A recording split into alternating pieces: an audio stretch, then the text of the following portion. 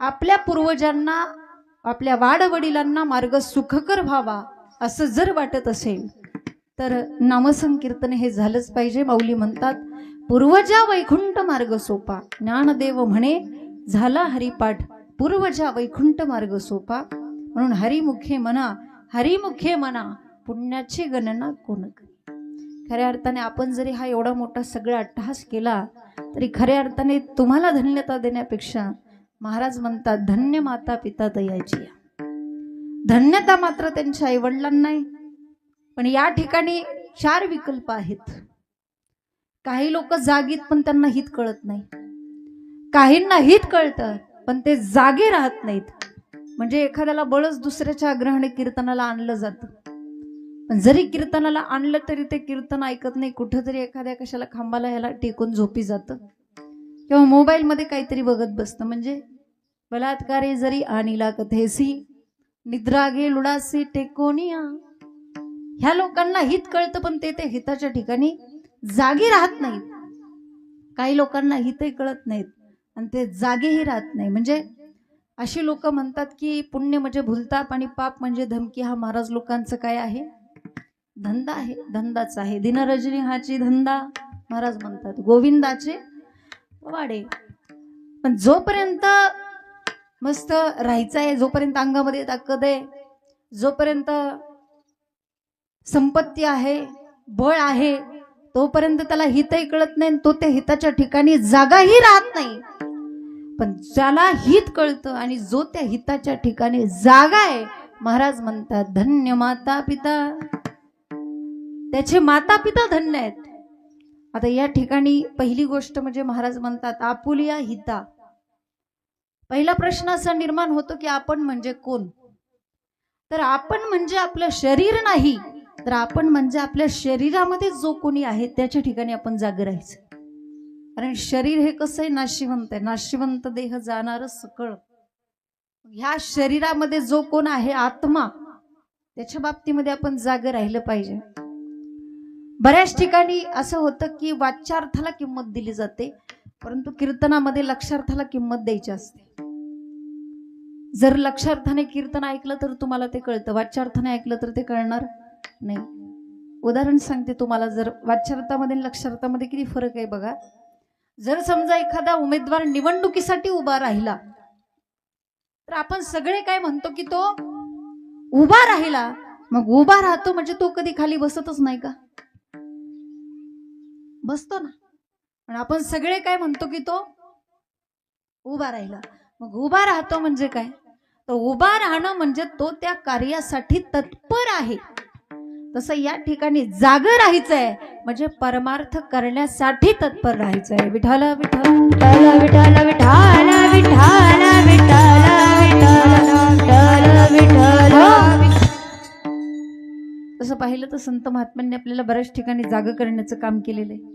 उठा जागे मारे आता, स्मरण करा पंढरीनाथा, भावी चरणी ठेवा माथा, कवी व्यथा जन्माच्या. बऱ्याच ठिकाणी संतांनी आपल्याला जाग करण्याचं काम केलेलं आहे. मग कोण म्हणतं की आपण जागे नाही?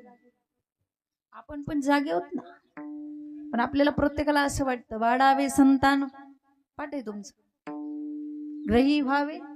प्रत्येकाला असं वाटतं ल्यावे खावे बरे असावे सदैव ह्याची घरी हाव संसारी. बस ल्यायला चांगलं पाहिजे, खायला चांगलं पाहिजे, राहायला घर चांगलं पाहिजे, बंगला पाहिजे, एवढंच प्रत्येकाला एवढंच वाटतं. प्रत्येकाला असं वाटतं की आपण धनवान असावं, प्रत्येकाला असं वाटतं की आपण श्रीमंत असावं, कुणाला असं वाटत नाही की आपण गरीब असावं. प्रत्येकाला असं वाटतं आपण श्रीमंत असावं, प्रत्येकाला असं वाटतं की आपण पुण्यवान असावं, प्रत्येकाला असं वाटतं की आपल्या बरोबर कोणाची भांडण तंटे नसावी, तर आपली पण कोणासोबत नसावीत. म्हणजे प्रत्येकाला असं वाटतं की आपण निर्भय असावं, आपल्याला कोणाची भीती नसावी. पण महाराज सांगतात जर तुम्हाला श्रीमंत व्हायचं असेल तर दारिद्र्याचा नाश करावा लागतो. जर तुम्हाला पुण्यवान व्हायचं असेल तर आधी असलेल्या पापाचा नाश करावा लागतो. जर तुम्हाला भांडणं टाळायची असतील तर वाजवीपेक्षा जास्त बडबड कमी करावी लागते. आणि जर तुम्हाला निर्भय राहायचं असेल तर आपल्या हिताच्या ठिकाणी जागं राहावं लागतं. कारण मौनाने कलहाचा नाश आहे. घरामध्ये जर असं वाटत असेल तुम्हाला भांडणं होत आहेत, मौन धारण करा, घरामध्ये भांडणं होणार नाही. जास्त करून मी असं ऐकले की सासू सुनाची जास्त भांडणं होतात आहे की नाही. पण मी तुम्हाला एक फुकटचं औषध देऊन जाईल जाता जाता बरं का. फुकटचं औषध आहे बरं का. ज्याला असं वाटतं की घरामध्ये भांडणं होऊ नये, जर समजा सासू सुनाची भांडणं होत असतील तर त्यांनी एक औषध घेऊन जा. जर फरक नाही पडला तर माझ्याकडून 1,00,000 रुपये घेऊन जा. आता जाळ व्हायचं म्हटलं तर धूर वगैरे काहीतरी येणारच ना, बरोबर की नाही. ज्यावेळेस तुम्हाला असं वाटेल ना आता भांडणं होणार आहेत, फक्त काय करायचं, तुम्ही एक स्वच्छ पाण्याचा ग्लास घ्यायचा, त्यामध्ये स्वच्छ पाणी घ्यायचं, एक घोट सासूला द्यायचा आणि एक घोट सुननी घ्यायचा. भांडणं होणारच नाही. सांगितलं बरं का तुम्हाला. आता औषध फुकटचं औषध आहे, वापर करून बघा. फक्त पथ्य एक आहे, पथ्य फक्त एक पाळायचंय. कोणतं माहितीये का? पथ्य फक्त एक आहे, भांडण होईपर्यंत तो घोट गिळायचा नाही. विठाल विठाल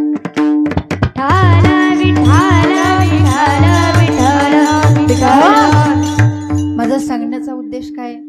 सासू सुना हा माझा विषय नाही, परंतु सांगण्याचा उद्देश आहे का, मौनाने कलहाचा नाश आहे, जपाने पापाचा नाश आहे, उद्योगाने दारिद्र्याचा नाश आहे, आणि जिथं जो जागा आहे तिथं भीतीचा नाश आहे. विठाल विठाल विठाल विठाल विठाल विठाल विठाल विठाल. पण जागी राहण्याची सुद्धा एक मर्यादा सांगितली आहे बरं का महाराजांनी. माणसाने कधी जागे राहिलं पाहिजे त्याची पण एक मर्यादा आहे. दिवा विझून गेला, आता तेलाचं दान काय उपयोगाचं आहे का? चोर पळून गेले, आता सावध राहून काय उपयोगाचं आहे का? नाही. तसं वेळ निघून गेली, आता जाग राहून काहीही उपयोगाचं नाही. नाही तर काही काही लोक वेळ निघून गेल्यानंतर जागी राहतात. बघा, एका माणसाचं घर पेटत होतं आणि घर पेटत असताना त्याच्या मुलांनी त्याला बाहेर बोलवलं, बाबा घर पेटते, बाहेर या. अरे नाही नाही, अगोदर टिकावा ना. पण बाबा घर पेटते. अरे एकदा सांगितलेलं कळत नाही का? अगोदर टिकावा ना, अगोदर आपण आड खोदू आणि पाणी लागलं म्हणजे मग घर विजू.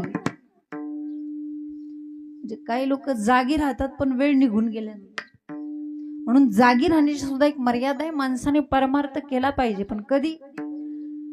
तरुणपणात का म्हातारपणात? तरुणपणात परमार्थ केला पाहिजे.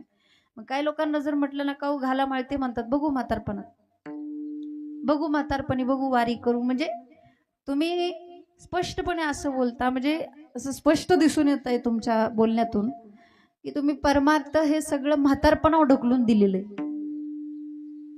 सगळं म्हातारपणा ते म्हातारा झाल्यावरच करायचं असं तुमचा एक ग्रह झालेला आहे. आणि जर तुम्हाला म्हातारपण नाही झालं तर म्हणजे तुम्हाला माहिती आहे का तुम्ही कधी मरणार आहे? कोणाचं आयुष्य निश्चित आहे का? कोणालाही माहित नाही आपण कधी मरणार आहोत. आणि म्हणून जोपर्यंत आहात तोपर्यंतच परमार्थ करून घ्या ना. कारण म्हातारपणामध्ये परमार्थ करणं, तरुणपणामध्ये परमार्थ करणं फरक आहे. म्हणजे याचा अर्थ असं नाही की म्हाताऱ्या माणसाने कीर्तनाला यायचं नाही, वयस्कर माणसाने, असं मी म्हणत नाही बरं का. माझा म्हणण्याचा अर्थ असा आहे की तुम्ही परमार्थ करून करून म्हातारे व्हा, पण म्हातारे झाल्यावर परमार्थ करू नका. म्हणजे कळतं ना मी काय म्हणते? परमार्थ करून करून म्हातारे व्हा, पण म्हातारं झाल्यावर तुम्ही परमार्थ करू नका. कारण म्हातारपणी परमार्थ करणं, तरुणपणात परमार्थ करणं फरक आहे. तुमच्या भाषेत सांगू का? म्हातारपणी परमार्थ करणं, तरुणपणामध्ये परमार्थ करणं म्हणजे प्लॅन काढून बंगला बांधणं बर का. तरुणपणात परमार्थ करणं म्हणजे प्लॅन काढून बंगला बांधणं, आणि म्हातारपणात परमार्थ करणं म्हणजे बंगला बांधून प्लॅन काढायचा. उलट होते ना. म्हणून तरुणपणात परमार्थ केला पाहिजे. कारण आयुष्य कोणासाठी थांबत नाही. आयुष्य जात आहे पहा, काळ जपतसे महा, स्पहिताचा घोरवा ध्यानी राहा श्रीहरीच्या. आयुष्य कोणासाठी थांबत नाही.